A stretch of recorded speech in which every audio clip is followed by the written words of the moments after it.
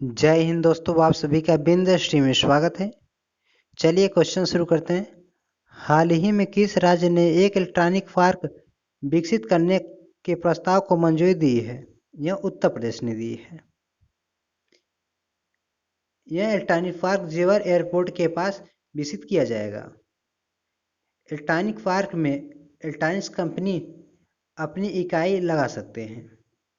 अच्छा, उत्तर प्रदेश मुख्यमंत्री कौन है? योगी आदित्यनाथ। और राज्यपाल आनंदीबेन पटेल। अच्छा, उत्तर प्रदेश राजधानी क्या है? लखनऊ। लखनऊ किस नदी किनारे बसा है? गोमती नदी किनारे। अच्छा, उत्तर प्रदेश में कौन सा राष्ट्रीय उद्यान है? दुधवा राष्ट्रीय उद्यान। चलिए नेक्स्ट चलते हैं।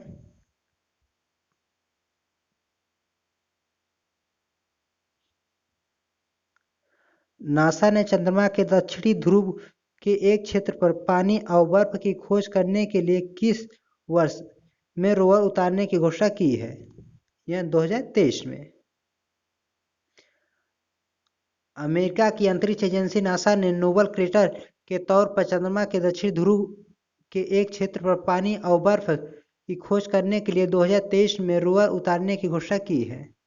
यह नोबल क्रेटर चंद्रमा के दक्षिण ध्रुव क्षेत्र में एक प्रभाव गड्ढा है जिसका निर्माण छोटे खगोलीय पिंड के टकराने की वजह से हुआ है। अच्छा, नासा की स्थापना कब हुई थी? 29 जुलाई 1958 ईस्वी में। इसका हेडक्वार्टर है वाशिंगटन डीसी। चलिए नेक्स्ट चलते हैं।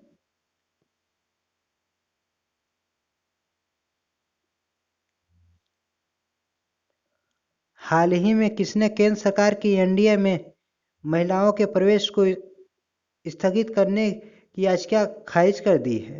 यह सुप्रीम कोर्ट ने कर दी है। सुप्रीम कोर्ट के जस्टिस एस के कौल ने केंद्र सरकार की एनडीए में महिलाओं के प्रवेश को स्थगित करने की याचिका को खारिज कर दिया है। चल नेक्स्ट चलते हैं।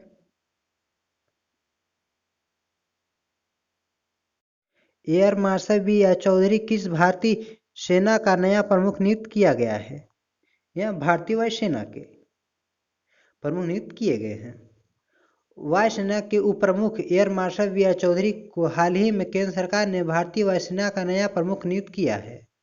ये 30 सितंबर को वायुसेना प्रमुख आरकेएस भदौरिया की जगह पर पदभार ग्रहण करेंगे। चल नेक्स्ट चलते हैं।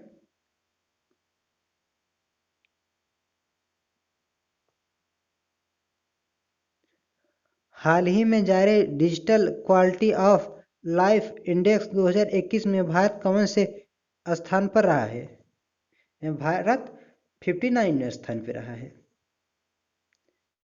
सर्वसार संस्था द्वारा जारी किया जाता है। यह इंटरनेट की क्वालिटी और स्पीड व इलेक्ट्रॉनिक्स इंफ्रास्ट्रक्चर के आधार पर जारी किया जाता है।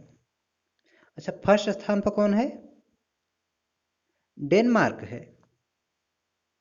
चल नेक्स्ट चलते हैं।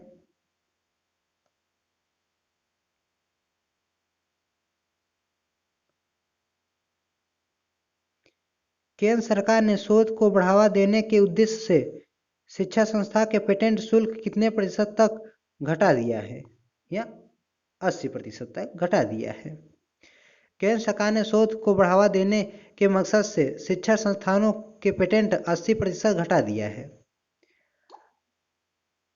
आत्मनिर्भर भारत के अभियान के तहत ज्ञान अर्थव्यवस्था में नवाचार और रचनात्मक को प्रोत्साहित करने के लिए पेटेंट फाइलिंग में यह राहत दी गई है। चल नेक्स्ट चलते हैं।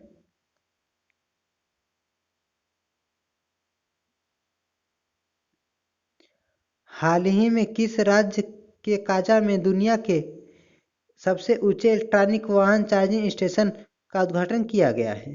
यह हिमाचल प्रदेश में किया गया है।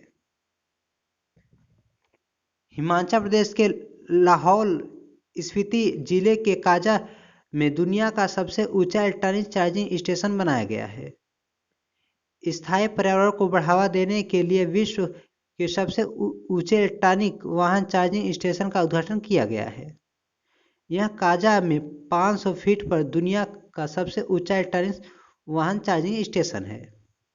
अच्छा, हिमाचल प्रदेश। हिमाचल प्रदेश के मुख्यमंत्री कौन है? जयराम ठाकुर। और राज्यपाल राजेंद्र विश्वनाथ आर्लेकर। हिमाचल प्रदेश में कौन कौन से राष्ट्रीय उद्यान है? पीनवैली राष्ट्रीय उद्यान, ग्रेट हिमालय राष्ट्रीय उद्यान, इंदर किला राष्ट्रीय उद्यान। चलिए नेक्स्ट चलते हैं। संयुक्त राष्ट्र की खाद्य एजेंसी के अनुसार किस देश में 16 मिलियन लोग भूखमरी की ओर बढ़ रहे हैं या यमन में बढ़ रहे हैं?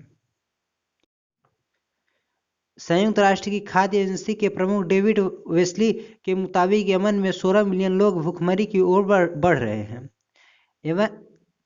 यमन के मानवीय संकट पर अमेरिका, जर्मनी, संयुक्त अरब अमीरात और सऊदी अरब के दानदाताओं ने सहायता की है। चलिए नेक्स्ट चलते हैं। 24 से 28 सितंबर 2021 तक द हिमालयन फिल्म फेस्टिवल 2021 का पहला संस्करण कहाँ आयोजित किया जाएगा? या लेह में किया जाएगा, लेह लद्दाख में किया जाएगा। द हिमालयन फिल्म फेस्टिवल 5 दिन चलने वाला है। यह अमृत महोत्सव आज़ादी के 75 वर्ष की गांठ पर आयोजित किया गया है। चलिए नेक्स्ट चलते हैं।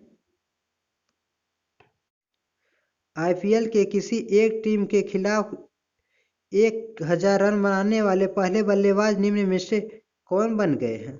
या रोहित शर्मा बन गए हैं। मुंबई इंडियन के कप्तान रोहित शर्मा ने एक कीर्तिमान हासिल किया है। इन्होंने आईपीएल के एक टीम के खिलाफ 1000 रन बनाने वाले पहले बल्लेबाज बन गए हैं। रोहित शर्मा के नाम अब कोलकाता के खिलाफ 29 पारियों में 1015 रन हो गए हैं। इसके अलावा केकेआर के खिलाफ अपने 100 चौके पूरे किए हैं।